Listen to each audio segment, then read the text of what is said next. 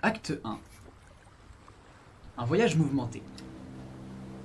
Vous êtes sur un bateau qui est tenu à la barre. La capitaine Lou, elle est en train de tenir à la barre alors que le bateau file droit au milieu des vagues. C'est une tempête sans nom, littéralement. Vous êtes du coup balancé dans tous les sens à cause des flots tumultueux. Et vous sentez que là, le bateau est quasiment à la limite de chavirer. Directement, Marie-Elisabeth, où est-ce que tu es sur le bateau? Malheureusement, je suis dans ma cabine. J'ai l'estomac qui est absolument bouleversé par ce qui est en train de se passer, même si j'ai l'habitude de voyager en bateau. Ce type de tempête m'est totalement inconnu. Ah, c'est pire que ça, c'est exactement que tes livres d'archéologie et aussi de cartographie tombent de là où tu y avais mis un peu en hauteur et passent au-dessus de la petite ficelle qui permet en général d'éviter que ça tombe. Et ça t'arrive dessus, tu essaies de te couvrir. C'est un remue-ménage dans ta cabine. Sur le même moment, Franck, où est-ce que tu es? Moi je suis dans la cuisine. Dans la cuisine, et ben j'essaye de sauver les trucs parce que s'ils tombent par terre, ils sont cassés et c'est périmé après. Il y a un poisson, tu vois, qui sort d'une marmite, il est encore vivant, il est en train de frétiller comme ça. Il est vivant de la marmite. Il est vivant, il est en train de se de barrer. la marmite. Non, je prends le couteau et je le... Tara, où est-ce que tu es? Moi, je m'étais mise à l'extérieur et j'essaie de m'accrocher tant bien que mal à un des côtés du bateau, là où je peux, à une corde. Très bien, t'es sur un cordage. Les flots qui t'arrivent te fouettent le visage. Limite, tu bois la tasse. Au bout d'un moment, tu te dis, il va falloir que je m'éloigne un petit peu du bord, ça devient trop dangereux. Jim, où est-ce que tu es? Je suis dans ma chambre, je suis très secoué, j'aime pas du tout ça. Je me sens pas bien et j'essaye de quand même... De trouver un récipient pour vomir, exactement. Voilà. À ce moment-là, du coup, vous entendez, qui est retentie dans le bateau, la voix de Lou, la capitaine. Alerte, on a un gros problème, j'ai l'impression qu'on va chavirer. Accrochez-vous à ce que vous pouvez, à qui vous pouvez, ça va être le bordel. Vous voyez, à votre gauche, une immense vague, titanesque. Elle doit faire, mais 4, 5 étages. La vague se rapproche, 6, 7 étages. Qui fait quoi? Alors moi, je fonce vers une cabine directement parce que je suis dehors, donc n'importe laquelle. Hein. Tu pars du coup à l'intérieur de laquelle du bateau? Je me stabilise dans la cuisine. T'essayes de les meubles de et comme tu peux. En même temps, je fais 100 kilos donc Ouais, tu fixes bien, je flex. Bien, je borde parfaitement mon lit, dans lequel je me glisse, pour que même si ça se retourne, voilà, je me suis très bien bordée, bien entendu, je suis censée rester. Hein. Exactement, donc tu es bien attaché dans ton lit alors que le lit, du coup que le matelas glisse et vient tomber sur le sol. C'est bien dommage, c'est bien dommage. Ouais, j'arrive pas avec le seau, je vomis et puis j'essaye de m'accrocher à ce que je peux. Très bien, c'est de t'accrocher comme tu peux, autant que faire se peut. Vous voyez, du coup la vague qui se rapproche et c'est un énorme BAM qui vient secouer tout le bateau, vous êtes projeté contre les murs. Tara, tu n'as pas le temps de rentrer dans une cabine que tu es éjecté du bateau. Sous le coup, littéralement ça a fait une propulsion, tu te retrouves à l'eau. Et Jim, toi à ce moment-là, tu essuies l'eau de ton visage. Et tu es du coup devant une porte en bois, la porte du manoir de Lord Wallace d'Erion. L'histoire commence. Tu vois par les fenêtres aux volets ouverts qu'une lumière chaleureuse semble émaner de ce manoir. Que fais-tu?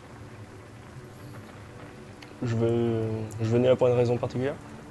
Oui, tu as été convié par Lord Wallace Dunwyn, un ami de ton père, qui plus est. Un ami de ton père, et ton père du coup t'avait recommandé à lui pour une exposition qu'il avait organisée, une sorte de soirée mondaine, vernissage d'œuvres d'art, de ce que tu as entendu. Et d'ailleurs, on t'a parlé un petit peu que tu pourrais possiblement faire partie d'une expédition. Est-ce que tu as déjà fait quelques expéditions jusqu'à présent ou est-ce que c'est encore très sommaire? Pas très loin. J'ai peu d'expérience pour d'expéditions aussi énormes. Alors ce que je décide de faire, c'est d'entrer, de sonner à la porte, de taper à la porte. Quelques secondes se passent, et alors, la porte s'ouvre et tu reconnais devant toi Lord W. Durin. Vous ici, oh c'est formidable! Jim! Jim! Oh mon petit Jimbo! Ah, je suis tellement heureux de te retrouver! C'est un grand honneur.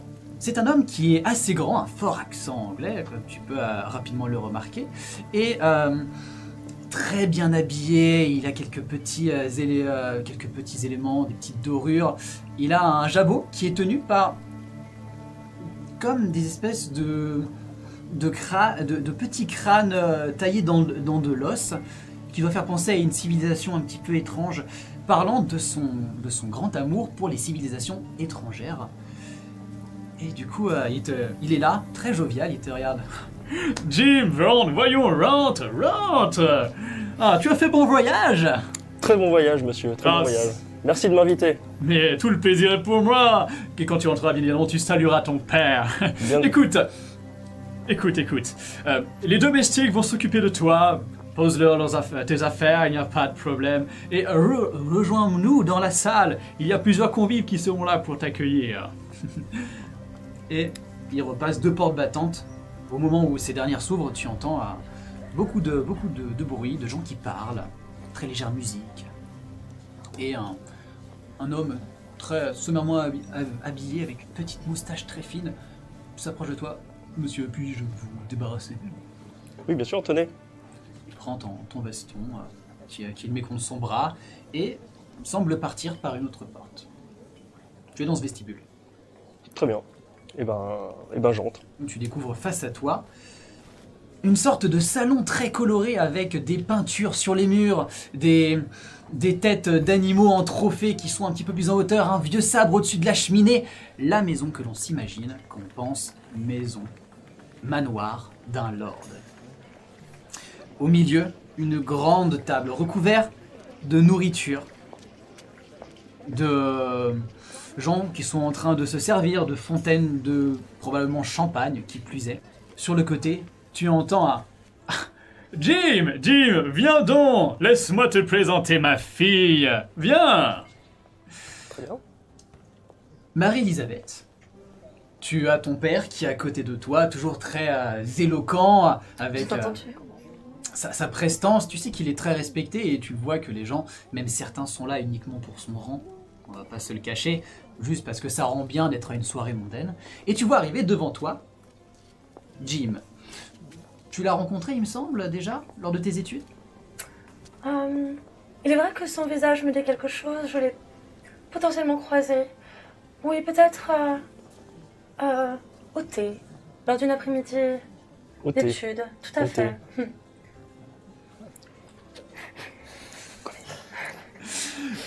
Il y a ce moment, en effet, qui se passe. Vous savez que vous êtes là pour... que ton père va évoquer un voyage futur et dans lequel vous deux, vous allez être conviés avec 2 autres individus. Pendant ce temps-là, vous deux, vous êtes ensemble, vous avez eu l'occasion de... vous avez été présenté un petit peu auparavant. Où est-ce que vous êtes dans la salle et qu'est-ce que vous faites? On est dans la salle avec... Vous êtes dans la salle avec les autres convives, vous êtes un peu plus loin que le Lord, pas très loin du buffet. Effectivement, pas très loin du buffet. Alors là, je suis en train de tout tester. Hein. C'est de la bonne, hein. C'est pas comme à l'armée, là, c'est de la bonne nourriture. Ouais, j'en profite un max. Hein. Moi, j'en prends, j'en mets des fois dans mes poches. J'en profite pour en piquer un peu. Vous êtes au buffet et vous bouffez pas mal. À ce moment-là, du coup, Franck, t'as un très léger trou de mémoire et du coup, il te vient à redemander... Comment? Ça m'arrive souvent, ça. Ça arrive souvent, malheureusement. Je demande à Tara. Et du coup, tu essayes de te rappeler à son souvenir, mais au final, tu lui demandes qui es-tu? T'es qui toi, au fait? Je suis Tara. Je suis pour l'expédition avec mon maître. Et il est là, Vincenzo. Tu regardes un peu plus loin, il semble y avoir un homme tout habillé en noir avec une sorte de coupe au bol rasé sur les côtés, une grande moustache et des gros sourcils. Tu as l'air très calme, les yeux à demi fermés, qui est en train de se servir d'un un peu de tout. Et lui, c'est qui? Le monsieur avec la moustache? Ah bah lui, c'est mon maître. Ton maître? Ouais. C'est un esclave. De quoi tu parles? Toi, t'es un esclave? Non, bah, Bah, si on c'est vient ton pour maître. l'expédition. Non, mais parce que je suis apprenti. Ah. Lui, c'est maître artisan. Oh. Ouais, nous, on va s'occuper pour frayer un chemin. Enfin, frayer un chemin, tu vois ce que je veux dire? À la dynamite? Ouais. Ok. Vous voyez s'approcher de vous, du coup, le Lord d'Urluin, qui s'approche avec, à ses côtés, 2 personnes, Jim et du coup Marie-Elisabeth, sa fille, que vous avez un petit peu entendu parler. Repos, Franck, repos, voyons, pas de ça chez moi. Tu le sais bien, mon ami. Oui. Si je t'ai convié ici, si je te fais autant confiance, ce n'est pas pour rien. Voyons. Nous sommes à un moment beaucoup plus détente. Décontracte-toi, mon ami. Voyons.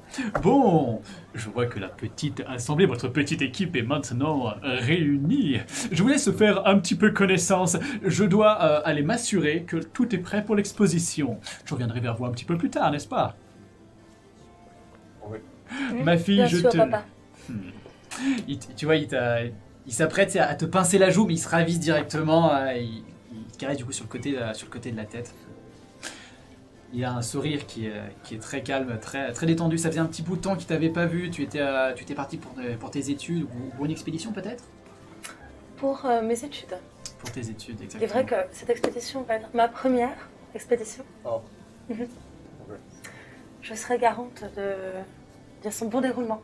Moi, je serai garant de votre vie, survie. Vous m'envoyez ravi. Votre père, il m'a dit, attention, à la petite... non. Je ferai attention. Mais c'est bien pour cela que vous êtes embauché. Oui, c'est vrai. Pour toi, on m'a pas dit, mais je ferai attention aussi.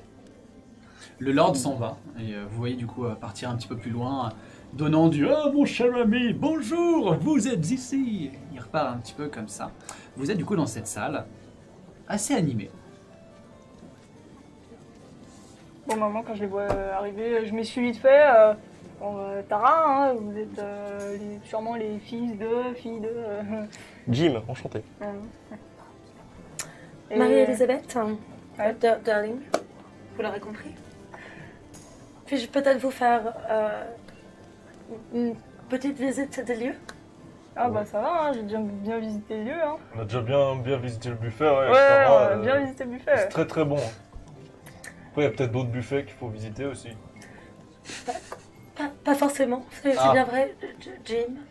Peut-être que cela vous intéressera un peu plus. Oui, moi je suis.